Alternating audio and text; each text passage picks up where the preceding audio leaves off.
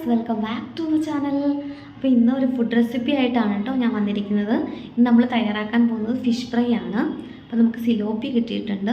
അപ്പോൾ നമുക്കൊന്ന് ഫ്രൈ ചെയ്തെടുത്താലോ. മീൻ ഇവിടെ നല്ലപോലെ കഴുകി വൃത്തിയാക്കി വെച്ചിട്ടുണ്ട്. ഇനി നമുക്കിതൊന്ന് ഫ്രൈ ചെയ്തെടുക്കാം.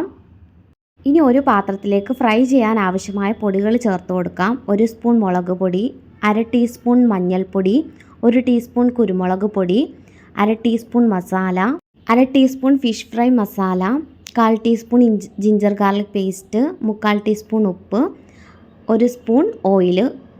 ഇനി അല്പം വെള്ളവും കൂടി ചേർത്ത് നല്ല പോലെ ഒന്ന് മിക്സ് ചെയ്ത് കൊടുക്കുക. നല്ലൊരു പേസ്റ്റ് പരുവത്തിലാക്കി എടുക്കുക.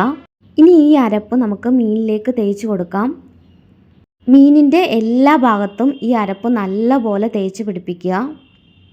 നാട്ടിൽ അപേക്ഷിച്ച് നോക്കുകയാണെങ്കിൽ ഇവിടെ മീനൊക്കെ വളരെ റേറ്റ് കുറവാണ് കേട്ടോ. സിലോപ്പിയക്കൊക്കെ ഏകദേശം 200 രൂപയുള്ളൂ വില വരുന്നത്. ആ അരപ്പ് ഫിഷിലേക്കൊന്ന് പിടിക്കാൻ വേണ്ടിയിട്ട് ഞാൻ 15 മിനിറ്റ് റെസ്റ്റ് ചെയ്യാനായിട്ട് വെക്കുന്നുണ്ട്.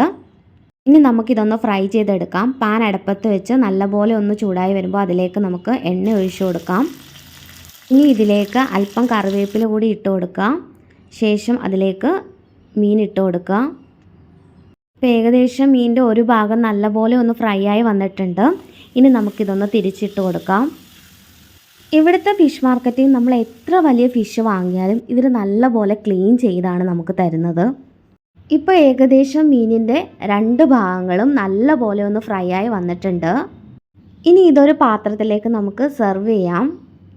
മീൻ നല്ല ഫ്രഷ് മീനായിരുന്നു കേട്ടോ. കാരണം നമ്മൾ കൊണ്ടുവന്ന ഉടനെ തന്നെ ഇത് ഫ്രൈ ചെയ്തു. കാരണം ഒരു ഭാഗം പോലും പൊടിഞ്ഞിട്ടൊന്നും ഉണ്ടായിരുന്നില്ല. ഫൈനലി നമ്മുടെ ഫിഷ് ഫ്രൈ ഇവിടെ റെഡി ആയിട്ടുണ്ട്. അപ്പോൾ എല്ലാവരും വീട്ടിൽ ട്രൈ ചെയ്ത് നോക്കുക. അപ്പോൾ thank you for watching. Next video ആയിട്ട് ഞാൻ വരുന്നതായിരിക്കും. Bye bye, take care.